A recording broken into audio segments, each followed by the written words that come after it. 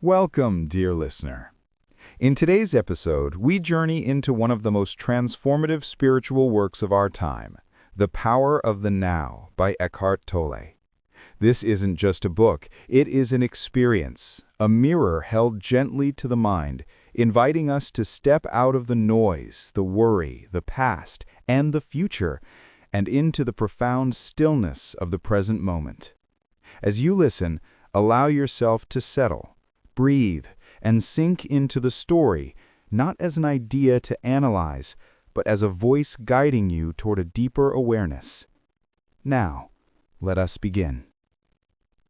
They say enlightenment often begins not with a sunrise, but with a breakdown, a moment so heavy it cracks the surface of the self. Eckhart Tolle opens The Power of Now with such a moment, a night of despair when he felt crushed beneath the weight of his own thoughts, suffocated by the noise of his mind, and exhausted by the endless conflict between who he thought he was and what he truly felt inside. And in the middle of that darkness, something shifted, a quiet realization that the self speaking those thoughts was not the true self at all. This awakening, subtle yet seismic, becomes the doorway through which he invites the reader to travel. From the very beginning, Tolle speaks as though he is guiding the listener through a landscape unseen, the inner terrain of consciousness. He describes how most people live as prisoners of their own minds, dragged endlessly by memories of the past and projections of the future. He tells stories of individuals he has counseled, people tormented by anxiety, shame, or regret, all of whom share a common root. Their suffering comes not from life itself, but from their identification with thought. Like a storyteller unraveling a decades-old myth, he explains that human beings carry a sense of self built out of their mental narratives, an ego that thrives on time, conflict, comparison, and fear. This ego, he says, is not evil. It is simply unconscious, but it becomes a tyrant when left unobserved. And so begins his central message.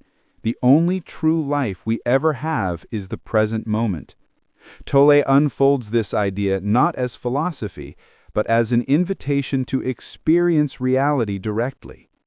He illustrates how the mind constantly pulls us into psychological time, replaying old wounds or constructing imagined futures, leaving us absent from the now, the only place where life actually exists. He gives examples of people who spend their days rushing, worrying, rehearsing conversations, or clinging to identity stories, never noticing the simple aliveness of existence in the present moment. He tells of a woman who lived in a constant state of fear about what might happen to her, yet nothing ever did. Her suffering was entirely created by her mind's projections. When she learned to anchor herself in the now, focusing on the sensations in her body, the movement of her breath, the stillness beneath her thoughts, the fear dissolved like a mist touched by sunlight. Tolle expands this narrative by revealing how pain is often recycled within us because we resist what is happening in the present moment. He recounts the experience of a man who carried anger for years after a betrayal, not realizing that the emotional burden was kept alive not by the event itself, but by his ongoing mental reenactment. This is the pain body, a term Tolle uses to describe the emotional residue that lives in us and feeds on negative thought. He depicts the pain body almost like a sleeping creature that awakens when triggered, seeking more negativity to sustain itself. But once we observe it without being drawn into its story, watching it with quiet awareness, it loses its power. The pain body thrives on unconsciousness. Awareness starves it. Throughout the story, Tolle describes the ego's need for identity, for superiority, victimhood, conflict, or validation, and he illustrates this through everyday situations. An argument between lovers in which neither is truly listening, a person offended by a trivial remark because it threatens their fragile self-image, a worker who suffers at a job not because of the tasks, but because of the mental narrative surrounding them. He explains how the ego loves problems, because problems strengthen its sense of separateness. But when we step into awareness, the ego is seen for what it is, a bundle of patterns, habits, and stories, not the essence of who we are. The heart of Tolle's narrative is the discovery of presence. He describes presence not as a mystical state reserved for monks, but as a simple, accessible silence beneath thought.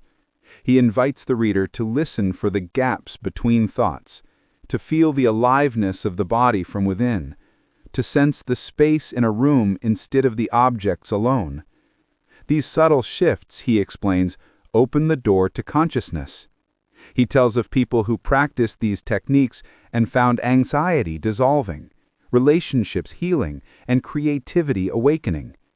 One woman, constantly overwhelmed by the demands of her life, learned to focus on this moment, now, and discovered that almost all her suffering came from imagining the next hour, the next day, or the next year, never from the present task itself. Tolle also explores the profound relationship between presence and acceptance.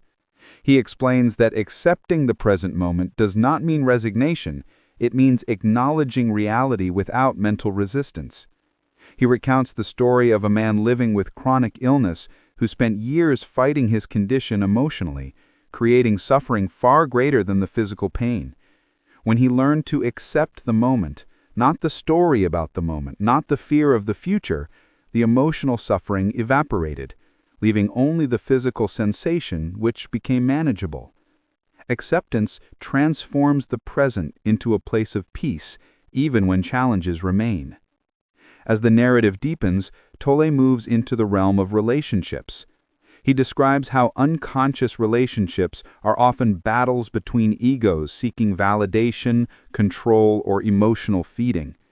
Two pain bodies interacting create cycles of conflict that repeat endlessly.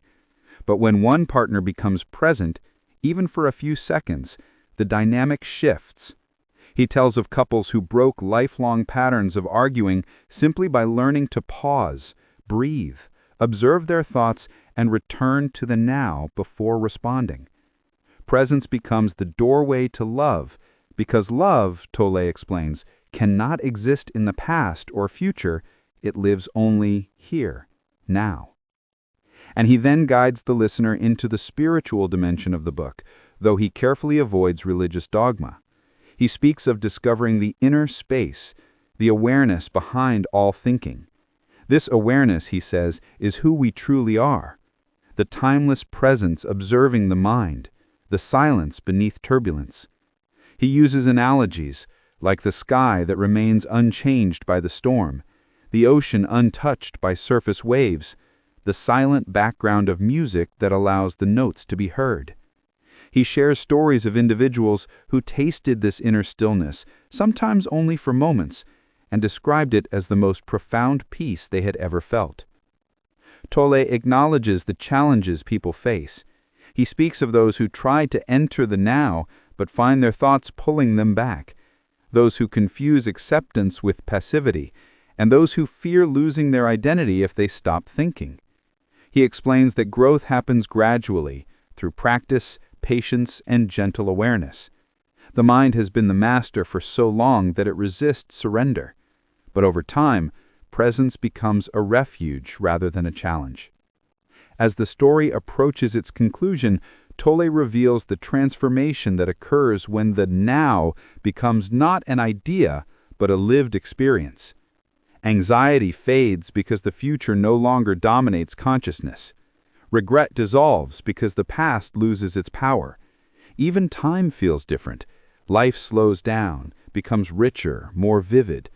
He tells of people who rediscovered joy in simple things, the warmth of sunlight, the taste of a meal, the sound of laughter, the feeling of breath moving in and out. They had not become different people in the world's eyes, but they had become deeply different inside. He ends as he began, gently, quietly, with the image of a person sitting alone, feeling the weight of their thoughts. But now the weight is no longer overwhelming. Something new has appeared, a space, a silence, a witnessing presence that is not troubled by storms. Tolle leaves the reader with the understanding that enlightenment is not a destination far away. It is the deep recognition of who we already are beneath the noise. And in that recognition, in that simple, profound awareness of the present moment, true freedom is found. And so, dear listener, our journey through the power of now comes to a gentle close. But the true journey, the inner one, begins each time you pause, breathe, and return to the present moment. Eckhart Tolle's message reminds us that peace is not found in distant futures or forgotten pasts. It is here, always, quietly waiting beneath the surface of thought. If this episode resonated with you, share it with someone who may need a moment of stillness in their life. And remember, the now is not just a moment. It is the doorway to freedom. Thank you for listening, and until our next episode, stay present, stay aware, and stay connected to the calm within.